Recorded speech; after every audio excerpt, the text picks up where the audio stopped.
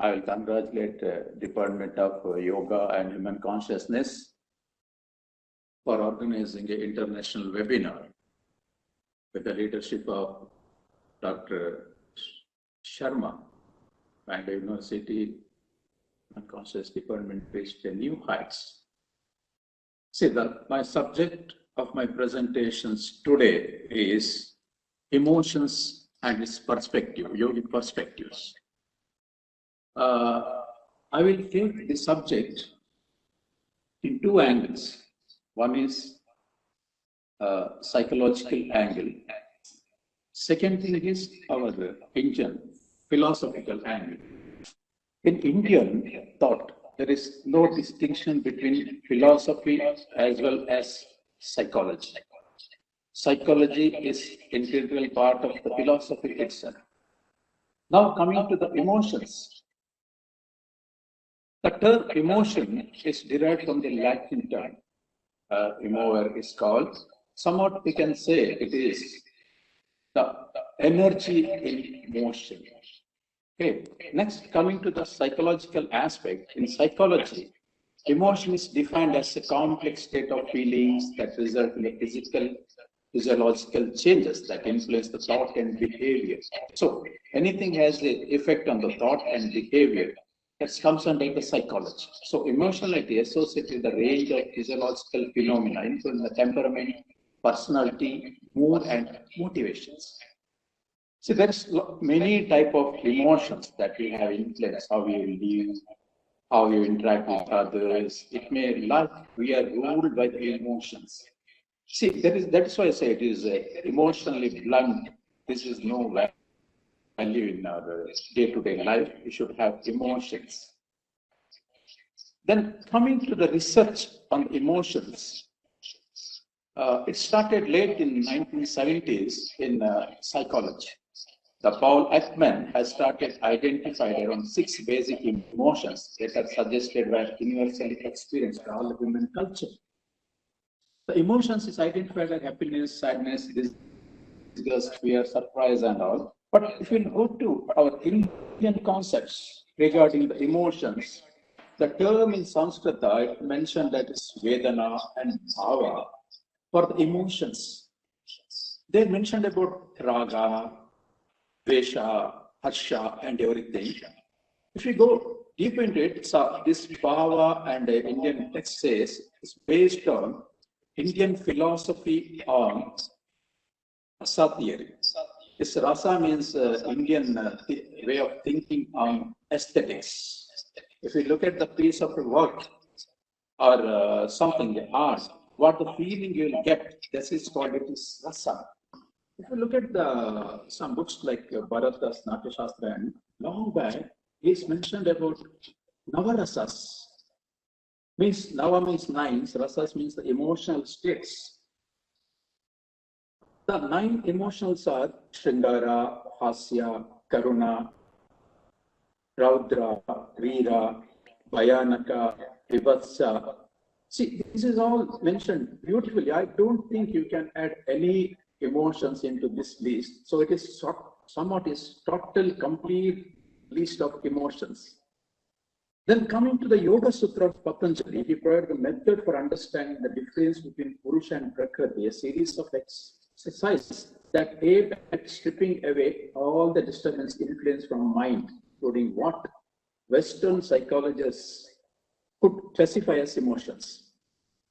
Not in strict sense of yoga, but Western psychologists think, say, the reference I'll give, they said is avidya, asmita, raga, vesha, abhinavesha. This is all emotions.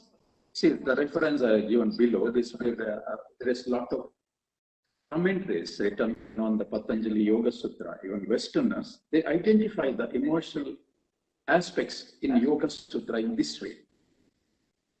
See, in Western philosophy, just look at the happiness. Out of all the emotions, happiness tends to be one of the most people strive for it. Everybody want to be happy, content, joy, and everything.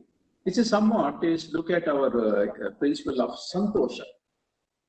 Again, the research on happiness has increased after 1960s because the new field of psychology, branch of psychology, you might think that positive psychology has developed on basis of this.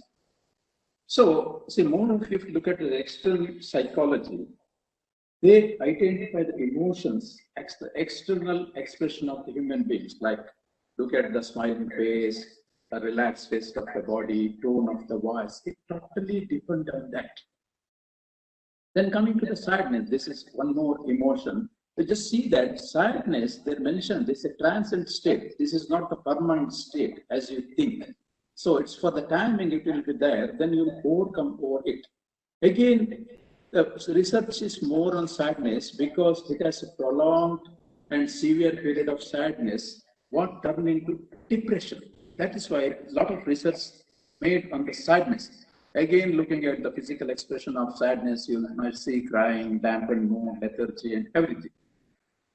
The type and severity of the sadness can be varied depending on the root cause, and how people cope with such feelings also differ. See, this is why the scope of yoga, you just look at the scope of yoga here again. See, it all depends on how you cope for that situation. The sadness may be feel, but the coping mechanism make the expression is different.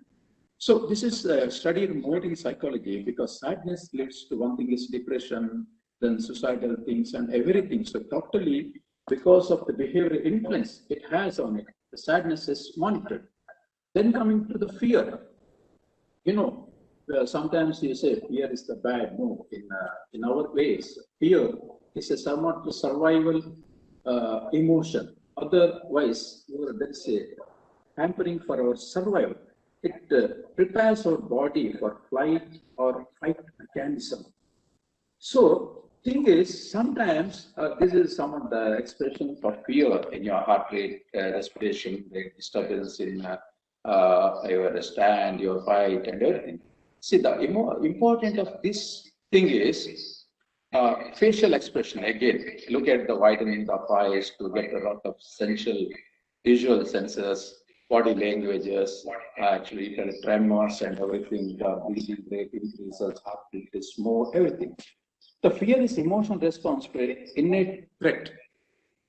The danger in that, we can also develop a similar reaction to an anticipated threats or even our thoughts about potential danger. See, this is what happening in recent or cultured society. Because man, innate mechanism of fight or flight mechanism has developed long back in the initial stage of human evolution.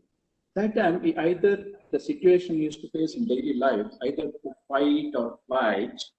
So once he is to fight or flight, all the things that increase to sugar level, BP, respiratory rate, everything has to be come down within that fight or flight mechanism. But now you look at our so sophisticated society, you will see some potential dangers like tigers and lions. If you go to the office, you'll see a boss as a tiger. If you come to the home, you'll look your spouse as a tiger. So either if you can't fight or even you couldn't fight. So all the things, because I'm increased blood pressure and increased sugar rate, constantly will be keep on adding your levels. So that is the main cause for the anxiety and depression nowadays. So if you just look at briefly at some theories of emotion, why I put is the scope for emotion and yoga in the introduction of the emotions. James and Lange theory is one of the primary theory in the modern psychology developed by William James and Carl Langes in 19th century. What he says, a physiological stimulus causes the autonomic nervous system to react, which in turn causes individual to experience the emotions. So if you intervene in between that physiological response, you could have a control over your physical, psychological expressions. The reactions of the nervous system could include the fast heartbeat, tensed muscles, sweating, and more. One more theory is a cognitive appraisal theory. This is a purely psychological approach, I said. This is by Richard Lazarus. According to the cognitive appraisal theory, thinking must occur before experiencing emotion. See, this is the scope for yoga therapy here. So, your thought is the master. If you have a mastery over your thought, you can influence on your physiological response to an emotion. Now we can ask why you should understand the emotion. It's a very routine part of our life. Why should you understand it? So according to Ekman, even if you think yourself, who developed the wheel of emotions, he said it would be very dangerous if you don't have emotions at all. See, nowadays you see a lot of robots, if you do in the medical field, robotic surgery, if you get in the factory, robotic things. See, there is actually very particular in skill rather than human beings, but they lack the emotion. So emotion is a very fundamental part of human being.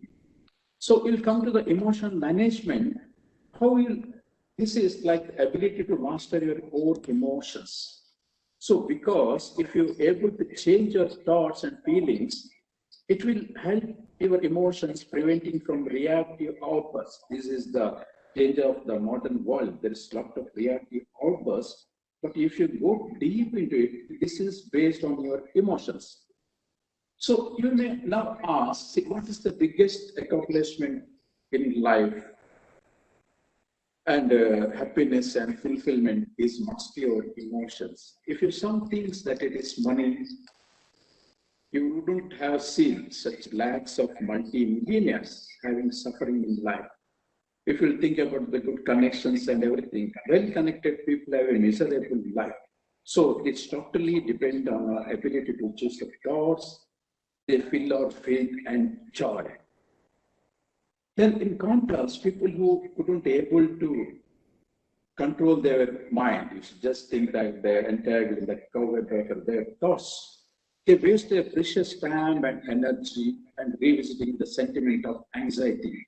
See, this is very important in the clinical practice. You might have seen some patients, they're coming to you, they're well up at this present, but they say, 10 years back, we have suffered a lot. So they're revisiting their sentiments. They don't have control over emotions. The only therapy they need is you have teach the methods that have a control over their emotions.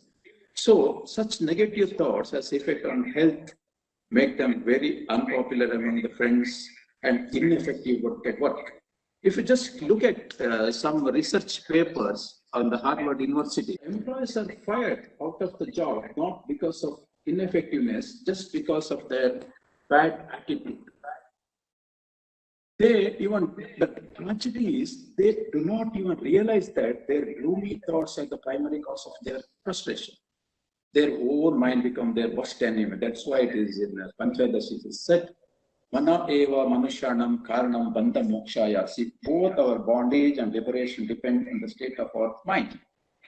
So, the celebrated Franklin, American President Franklin Roosevelt rightly said, men are not prisoners of fate, but only the prisoners of their own mind. One more, just a reference from the Samuel Johnson. He is the very famous British writer. His point rightly pointed, see, uncontrolled mind as the primary reason for failure. With an unquiet mind, neither exercise nor diet can be of much use. If you look at the present scenario, people are more concerned about their routine, exercise routines, their fitness freaks, but still they are not able to control their emotion. Now we look at all the things that advertisers, all the things on the diet. In spite of the very good diet, what you are getting in the present time, initially people in long back to not able to get the proper diet, but still they had a well control of their emotion. They could have controlled their emotion very better. So Samuel Johnson rightly said, so uncontrolled mind is the primary reason for failure. See, sometimes what happens, we push very hard to reach our goal sometimes, but we just forget that we have some emotion breaks on. If you just look at, if you are getting late from the bed, you are supposed to go for the office, you get into your brand new BMW or Audi, you just start the engine, push the accelerator hard, the car is not moving. What you do? You push the accelerator more. Still, it won't move.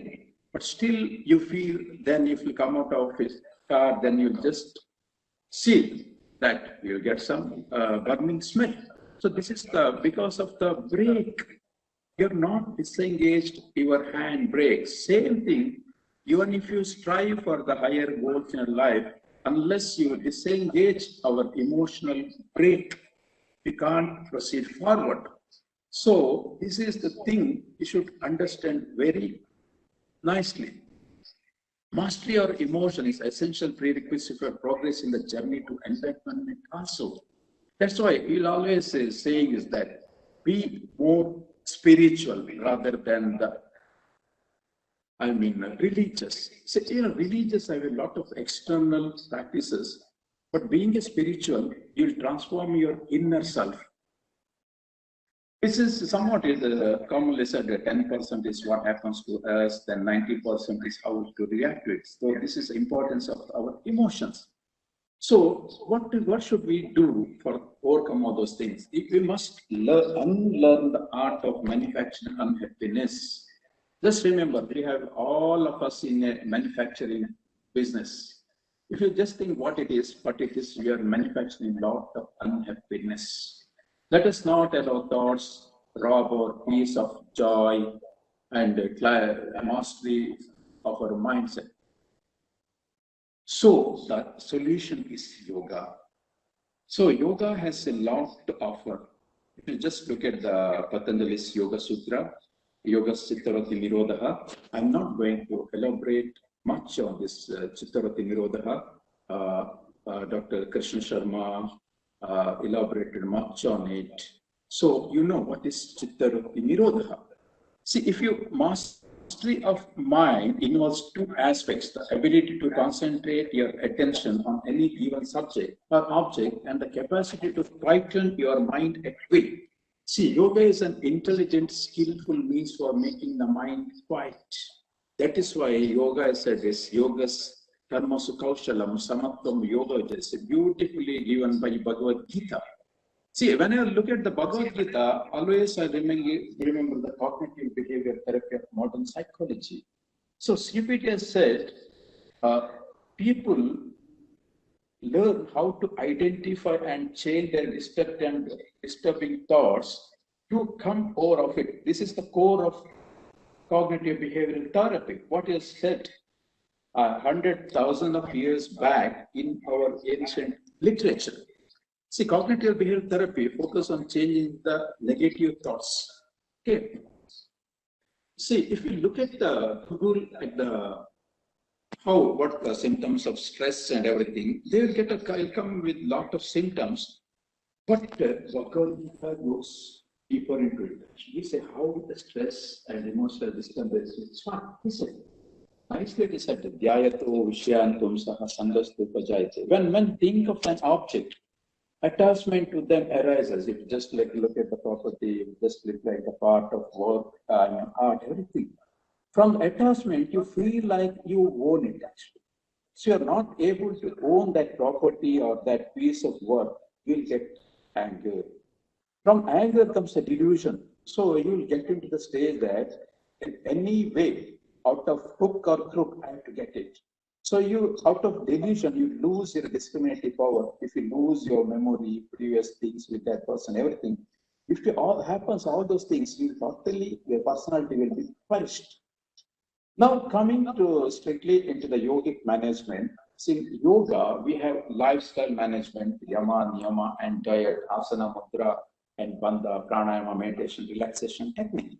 If you just look at the yama and niyama, this is also nicely elaborated by Dr. Ganesh Bhatt yesterday and Thirumareshwara Rao yesterday. So briefly, if you go through it, yama are restraints, niyamas are observations, maybe thoughts of moral guidelines that help us to go deeper into our own authenticity. So if you just come into the yama and niyamas, it's said, yama, actually their social ethics, and niyamas are personal observations. Just two sentences on each thing. Ahimsa, you just think about the ahimsa. If you do any violence to others, you'll not be happy. See, any violence, you just look at some, I look at some life history of ancient, old scientists.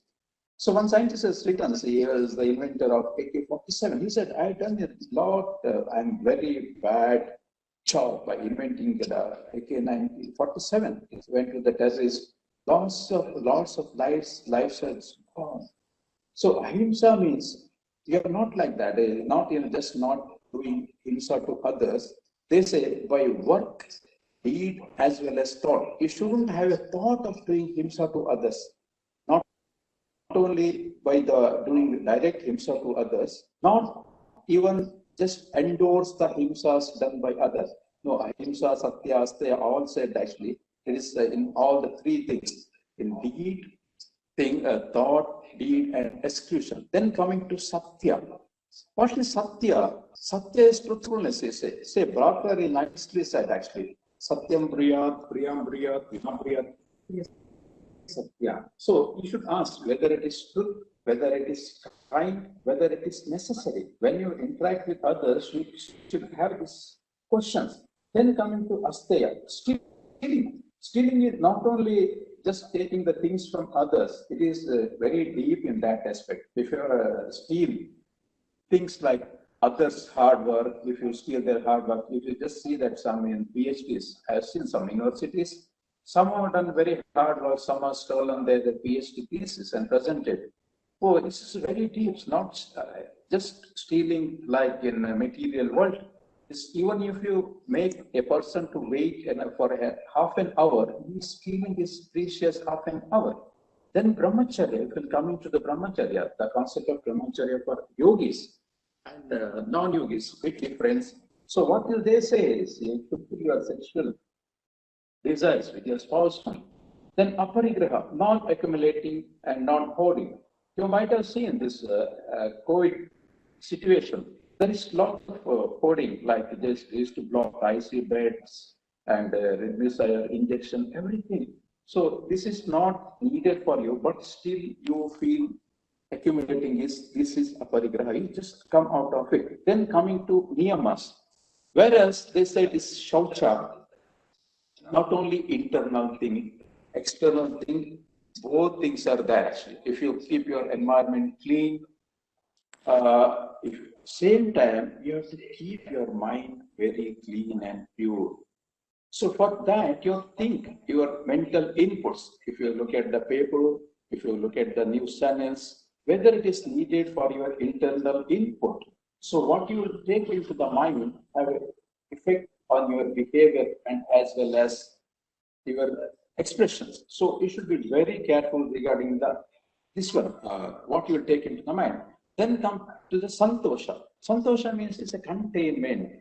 There is one beautiful sukti in Sanskrit. They said, "Sukhe paschat sukadikam, dukkhe paschat dukkadikam." See, whenever you feel very disgust or very depressed, you have to see the person who is more sorrow than you will be in the better situation. Same thing, you may be having all the influences, you just feel like flying in the sky. But you have to see, some people are higher than you, you will be balanced. Total thing is, you should be content with what you are having.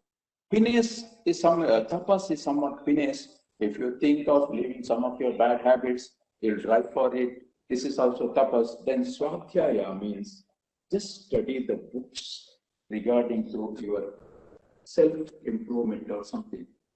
Not only the material, it is good for your internal development. Then coming to Ishwar Pranda is surrender to the higher power. This is like you have to do and you are 100% you want to work.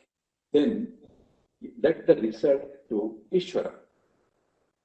Then one word about the yogic diet. You might ask why for an emotional control and yogic diet, in our concept like Chandogya said, food has three parts, like the gross part will be excreted, the middle part become muscles, then the very minute part goes and makes the mind.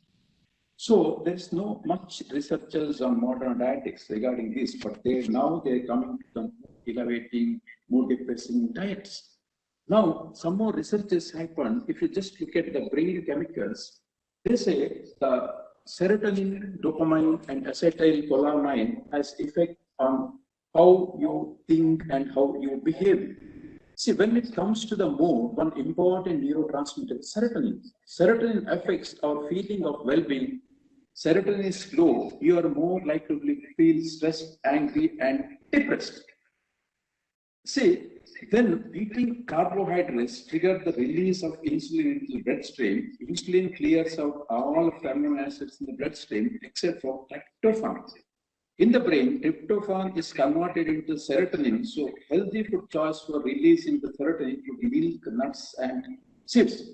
If you just look at the yogic diet, you might not compare it with the modern balanced diet. If you think in the modern diet, they bother more on micronutrients, macronutrients like protein, carbohydrate, and fat. If you then vitamins and proteins. So what I say is yogic diet is balanced mind diet. You might have seen there is it's a carbohydrate rich. So that may be a reason for it. One more thing, if you just look at the gut bacteria, I'm very happy that under Dr. Krishna Sharma, there is a lot of research going on in our department regarding this gut bacteria. Is very eminent person. I'm a research scholar, so doing very good work. I'm very happy regarding that. See, gut bacteria is produce hundred of neurochemicals that our brain uses to regulate the basic physiological process as well as mental process such as learning, memory, and mood. For example, gut bacteria manufacture about 95% of body soft type serotonin, which is influence both mood and GI activity. See, this is not any research from our yoga side. And see, just look at American Psychological Association in their presentation in their journal they produced in September 2012 section. I mean, volume. What I said is actually yesterday that while describing about the yogic therapy, Ajitesh nicely said. Yogic therapy is incorporation of all the effect on all the systems. If you take digestive system, respiratory system, endocrine system, everything.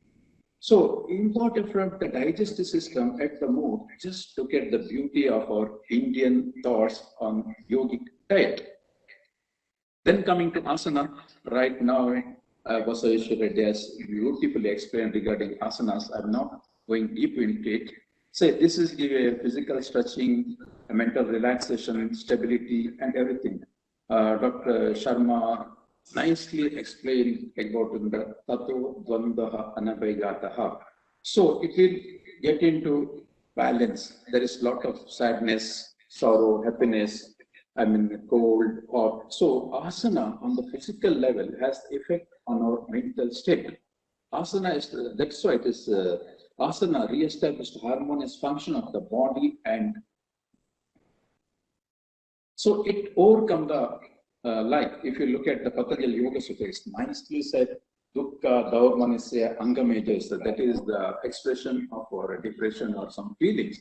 So in a physical sphere, asana will overcome all this and bring the equilibrium on it.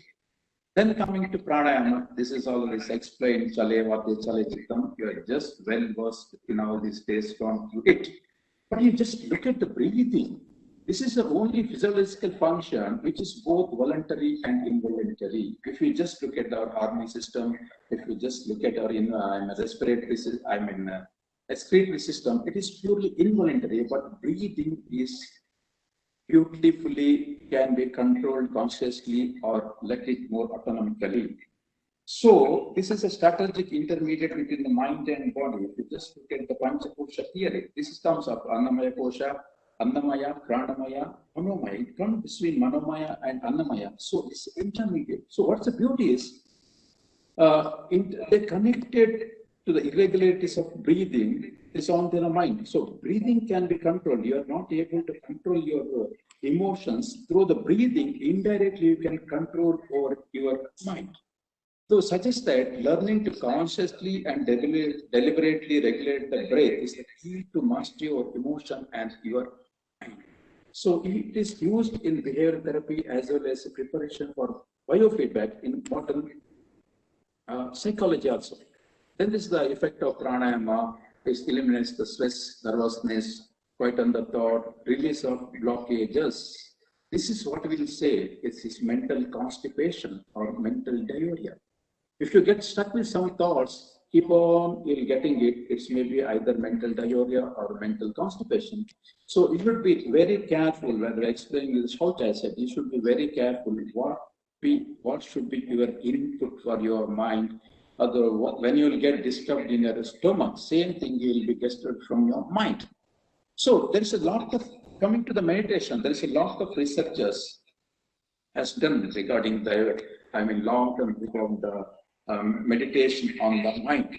Yesterday, my beloved teacher, Dr. Ganapati Josa, has elaborately told about the meditation effect on the mind, physical, psychological, and emotional benefit also. If you look at some researchers from University of California, Los Angeles, they have a lot of research on the meditation effect, like the clarification, the gray matter, white matter, and everything. What rightly yesterday said it, that is eliminate the stream of jumbled thoughts. Then coming to Shavasana, relaxation, you know very well, Chitta Vishranti Karakam. It's nicely said. It's elaborated with all the speakers. I'm not going to repeat it. Then coming to total effect of yoga therapy, it works on the soul, mind, and body axis. So it gives physical, mental, emotional, and spiritual well-being. That is why it said that yoga therapy work on psycho, neuro, immuno, endocrine axis. So this is total package for well-being of the person. So with this, I conclude my session. I'm very thankful to Dr. Krishna Sharma for giving me an opportunity to present some of my thoughts on the occasion of this international webinar. Also, I am thankful to Rangappa for introducing me and technical committee, especially the Krishna for supporting me in all the technical aspects, and all who joined this session. Thank you, one and all.